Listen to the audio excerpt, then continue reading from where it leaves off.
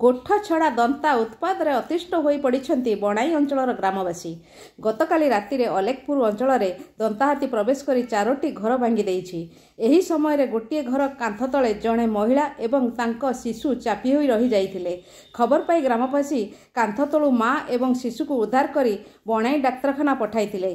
उद्धार महिला जनक गुरुतर थिबा बेले 2 शिशु सामान्य आहत होइछंती। सुंदरगढ़ जिला बणाई रेंज अंचल रे दीर्घ दिन हेला एही दंता निजर उपद्रव जारी रखिछि। प्राय प्रतिदिन विभिन्न ग्राम रे दंता पशी घर भांगिवा सह धान चाउल घर आसबाबपत्र नष्ट कर देउछि। हाथी उपद्रव रे अतिष्ठ ग्रामवासी मध्य प्रबल असंतोष देखा देइछि। हाथी घौड़ाबारे वन विभाग संपूर्ण विफल होइथिबा अभियोग होइछि। वन विभाग हाथी शीघ्र घौड़ाइबा व्यवस्था नकले समस्त सरपंच माने वन विभाग कार्यालय को बंद करदेवे बोली केन्द्रीकला सरपंच कहते।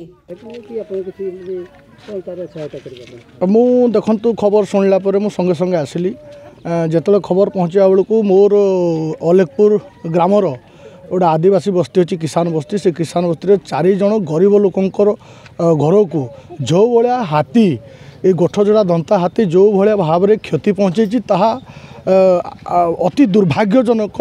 आमे बारंबार प्रशासन को निवेदन करुछु जे गोठचड़ा दंता हाथी को ए अंचल जेते शीघ्र हम आपन ट्रांकुलाइज करी या स्थानांतर करंतु नचेत यह जन आक्रोशर शिकार हेबे एवं ए अंचल स्थानीय सरपंच गुड़ा को नहीं आमे समस्ते यहाँ एक जन आंदोलन में परिणत करूँ नहले आमे वनखंड अधिकारी कार्यालय को सामूहिक भाव में बंद करदेवाई आमे आपणकर ए गणमाध्यम जरिया आमे आपण मानक सूचना दूचु।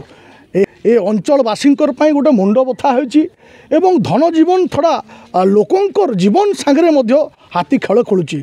मो अनुरोध करुछि जे हाथी एवं मनीष सहित जो लड़ाई चलती ये सबु बेले मनीषंकर पराजय होथबार मने होछि। जेतेबेले मनीष जागी जिबे ए हाथी तथा ए प्रशासन जो अधिकारी माने अछंती जाई सोई पड़िछंती तांकु चेतेबा पई हमकु बहुत कम समय लागिवो।